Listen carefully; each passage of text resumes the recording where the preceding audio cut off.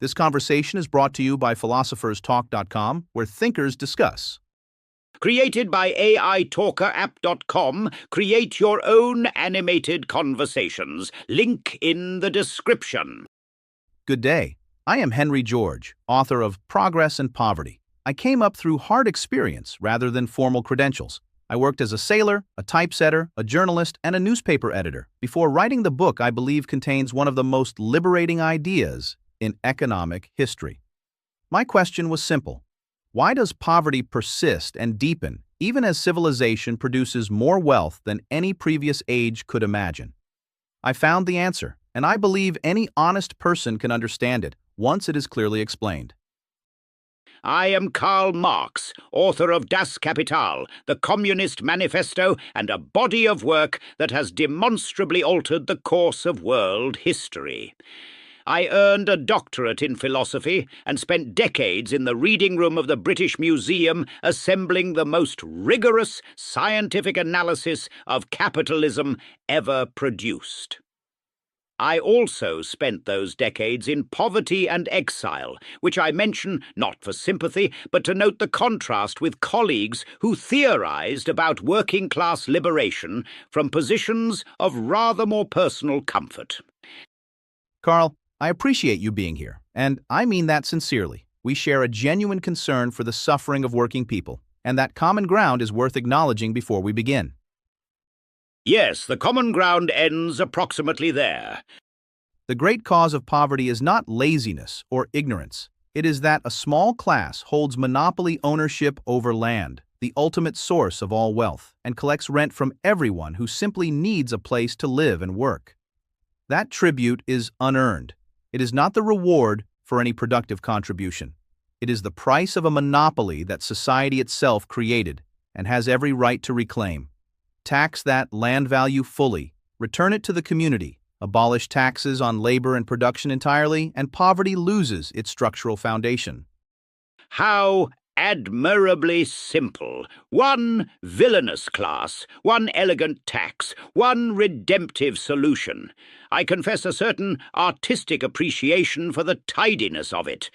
Unfortunately, the real world is considerably less cooperative with tidy narratives than George requires.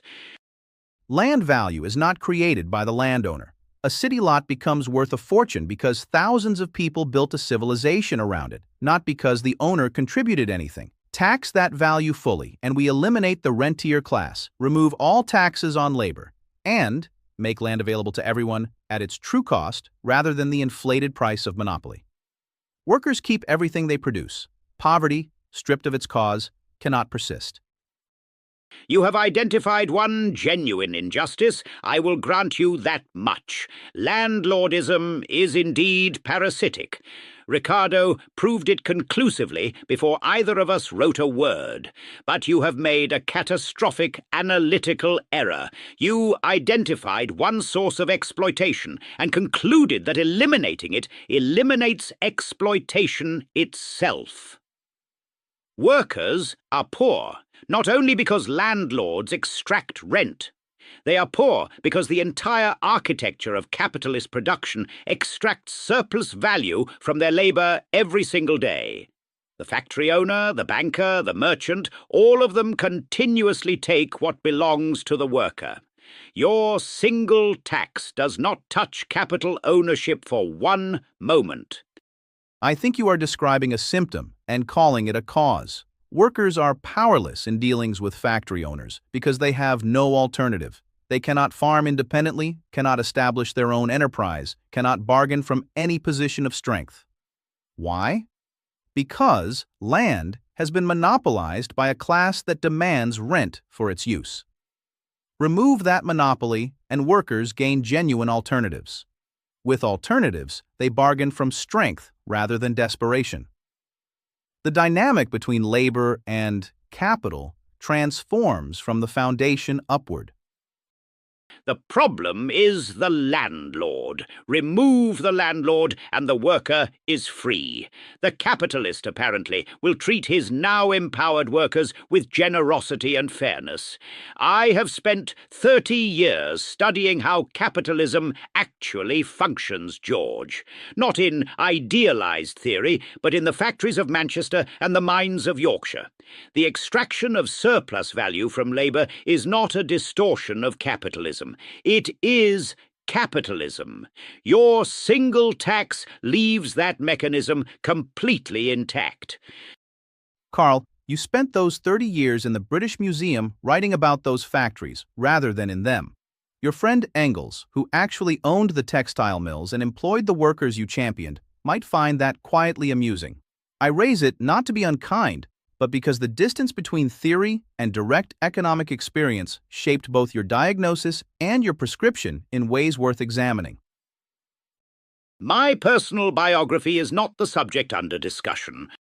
Of course, and I apologize. It was not in my nature to say it. Since we are apparently discussing biographies, perhaps the audience would like to know that George ran for mayor of New York City and lost. Then ran again and died of a stroke during the campaign. One might suggest that the democratic persuasion he so admires did not find him entirely persuasive. In 1886, I came within a very credible margin of winning, finished ahead of the Republican candidate, and outpolled a young fellow named Theodore Roosevelt. I consider that respectable for a self-educated man with no party machinery and no wealthy backers. You, meanwhile, never stood for democratic office in your life, which is consistent with a theory of change that does not require the consent of the governed. Democratic elections within a capitalist state are a mechanism by which the ruling class launders its power with the appearance of popular consent. Participating in them is not political engagement, it is participation in a performance. A very convenient position for a man who never had to win an argument with actual voters. Now, I will Steelman George's argument, and I want the audience to understand I am doing this the way a prosecutor studies the defense's best case, not out of admiration, but because a thorough demolition requires full engagement with the strongest version of what is being demolished. Land is genuinely unique among all factors of production. It cannot be produced by human effort and is fixed in supply. Its value is created entirely by the surrounding community, not the owner. A land value tax, therefore, cannot be passed forward to consumers or backward onto workers because there is no behavioral response available to the landowner. You cannot produce less land in response to a tax. The burden falls entirely on the unearned windfall the owner collects simply for holding the title. Ricardo's analysis of differential rent established that ground rent is a pure surplus. Taxing it causes no misallocation of resources whatsoever. And if all taxes on labour were replaced by a land value tax, workers would retain substantially more of what they produce.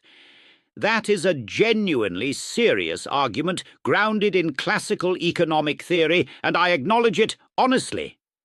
Now, here is why it fails as a complete solution. Even with a perfect land value tax, the capitalist still owns the factory. The worker still has no choice but to present himself at the factory gate and accept whatever terms the employer offers, because the alternative is nothing. Surplus value is still extracted every single hour. The profit motive still drives wages down and output up. The fundamental relationship of exploitation between capital and labour is unchanged in any meaningful respect. That is a fair summary, and I am genuinely grateful for it. Now I will Steelman Karl's argument, and I tell the audience frankly that I do this because my own case is strong enough to survive honest comparison, and because engaging a serious thinker at his weakest is neither honest nor interesting. The strongest version of Marx's argument is this: Poverty under capitalism is not an accident or a policy failure. It is structural. Workers own nothing but their labor power. To survive, they must sell it to whoever owns the means of production. The employer pays wages sufficient to keep the worker alive and working. Everything produced above that minimum is surplus value, flowing to the owner of capital as profit. This is not a deviation from capitalism. It is the engine of capitalism. No tax reform, however elegant, addresses this structural relationship. Only collective ownership of the means of production by workers themselves can end exploitation at its root.